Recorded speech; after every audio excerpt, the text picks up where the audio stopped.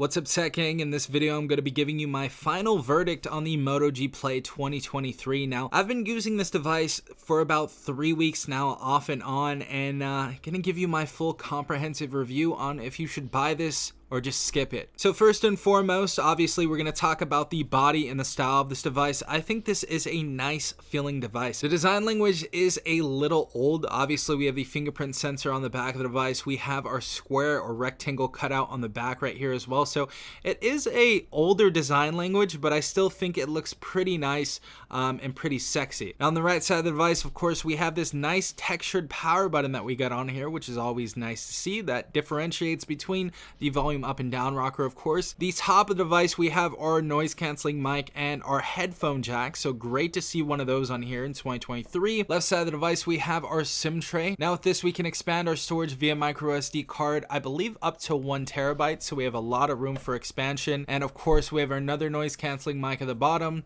USB Type-C port, and of course our speaker right here. Now this is going to be a mono speaker, so we're just going to have one speaker on here, so it may be a little easier to cover that up when playing video games. So I feel like the body of this is nice. I think it's just a little bit outdated, but it feels really good in the hand. Feels super good. Next thing we're going to get into is, of course, the display. The display is going to be 720p. We're going to have a PPI of 270, so a pretty low PPI, but for 720p I think it's okay. But we do have 90 Hertz on this display. So I'm going to get into detail on this right now. So as far as the 90 Hertz on this, the 90 Hertz refresh rate looks good when you're on the front display, when you're on the home screen. Now, once you get into other, as you guys can see, once you get into other applications, it seems like the 90 Hertz display just lags. Look at that. Just lags and it glitches a lot. Now, I know a lot of you are going to be like, what do you expect from a device for that price tag? And that's something that's normal or whatever. Hold your thought. As far as the Galaxy A14 goes, look at this 90 Hertz.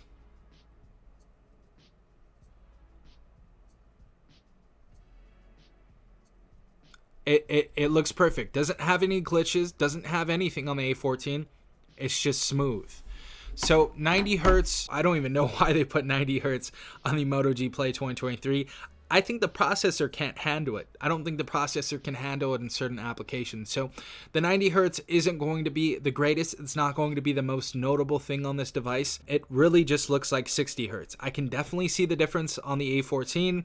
On here, not so much. So the display on this device isn't too bad until we get into this right here. Now, if you tilt your display to the left a little bit, as you guys can see, we get a little bit of a dark patch. This is very reminiscent of phones that we had 4 or 5 years ago now that had a TFT display.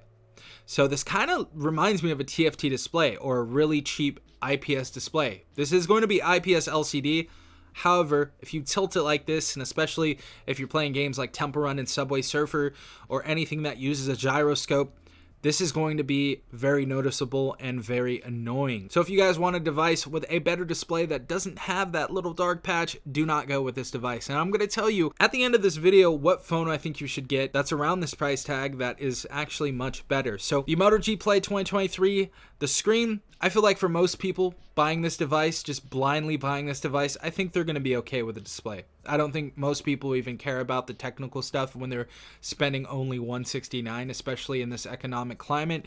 But I'm a tech reviewer, so I have to say these types of things. Now, getting into the platform and the internals on this device, of course, our operating system is going to be Android 12. I don't know why we released with Android 12. It actually released after the A14 right here, and this has Android 13. So we don't even have the latest software on this device. I do believe we get 2 operating system updates, so I think till Android 14 or Android 13.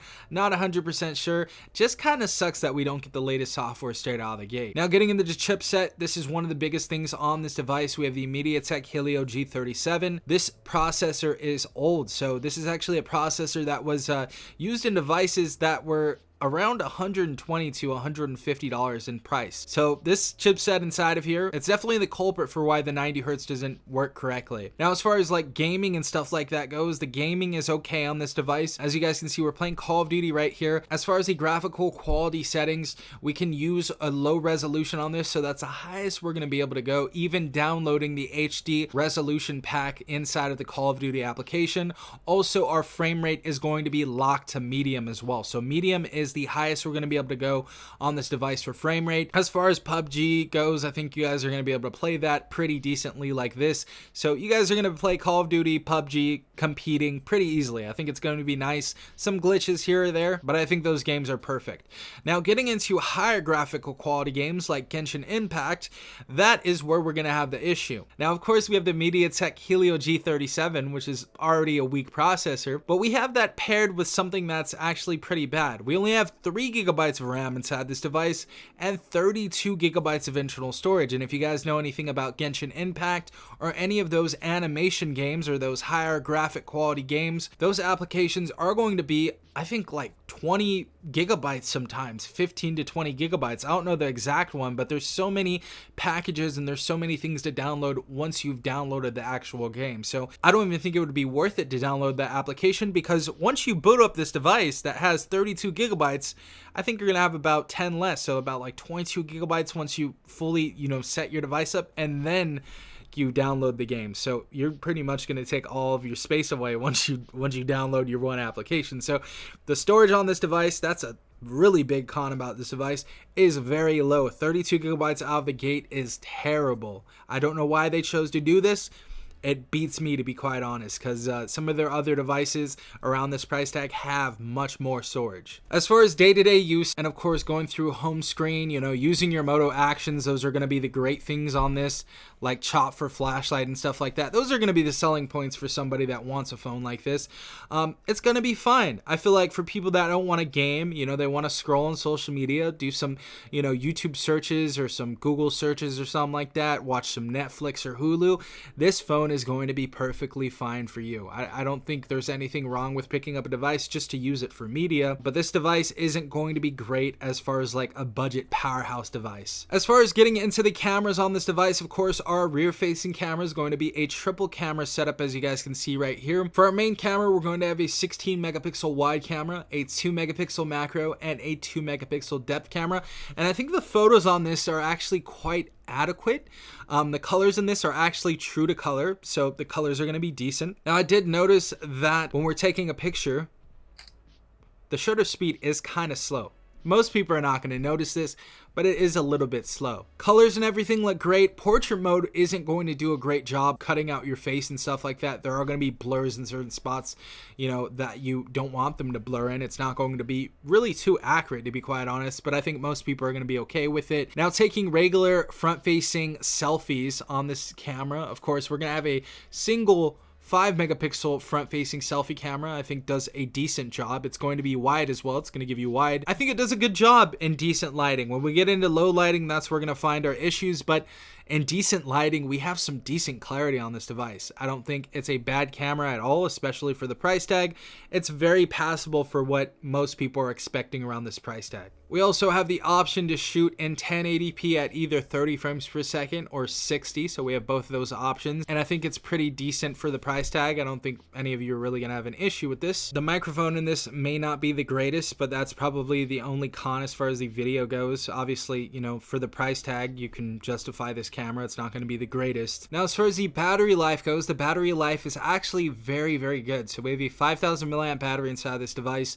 It's going to last you all day and then some, but I would recommend, if you guys are using this battery, really charge your device at the end of the day. We have a 5,000 milliamp battery, really big battery in here, but it only has a 10-watt charger inside of here. And that's the other thing. That's the great thing about this device, is we actually have a charger inside of here. So we have a charger and, of course, the USB Type-C data cable. So that's a beautiful thing that we have inside this device that we don't really get in too many devices around this price tag, especially in 2023. So love that. The only thing is this device charges extremely slow, and I didn't know the difference between 10 watts and 15 watts until I started using this device, and there is a huge difference. So I would say just, go ahead and charge this at the end of the day. Don't wait too long to charge it. Other thing, we don't have any NFC in this device, and we do not have any radio. And seeing that in the future, we're probably going to be using our phones for payments a lot more, that kind of sucks. So none of that is inside of this device. So yeah, guys, this is the Moto G Play 2023. I think this was a decent device. I don't think it's terrible. I just think it's okay. I think there are some good things about this phone, but I just think there's so many more options in 2023 2023 to pick up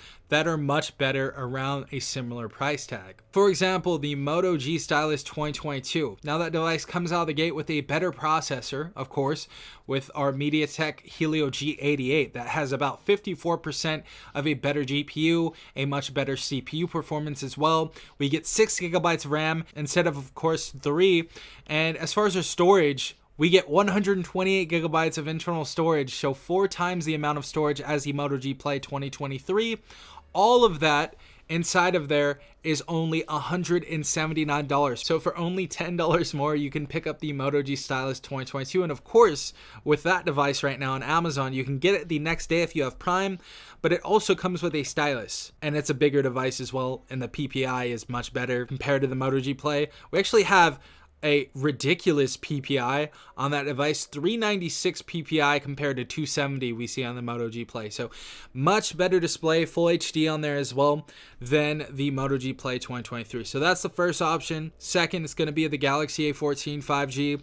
I'm sure you guys have seen my reviews on that. It's just a much better device than this device. It has the Dimensity 700, 4 gigs of RAM, 64 gigs, so double the storage. So it's just a much better device than this device, and you know, it's only a little bit more than $169. So I would go with those two devices. Also, there's many more devices that are unlocked and renewed on Amazon, like the Galaxy S10e, the Galaxy S20 FE, and you guys can get much better performance out of those devices than this one. So I don't think this device is terrible by any means. I am just recommending that you do not buy it. I think there are going to be people that enjoy this and, you know, talk off in the comments at me saying they hate me and stuff and that it's a good phone. If you enjoy this, you enjoy it, man. Don't let me stop you from enjoying anything in life. But I would recommend not picking this up because there are some better devices to pick up. And that's pretty much it. So that was the final verdict on the Moto G Play 2023. If you guys need any clarification or any other question answered, let me know in the comment section down below. I'll do the best of my ability to do so. But hopefully you guys have a great day. Hopefully you guys have a peaceful weekend. This has been Safon from TechRight. Peace out, Tech Gang.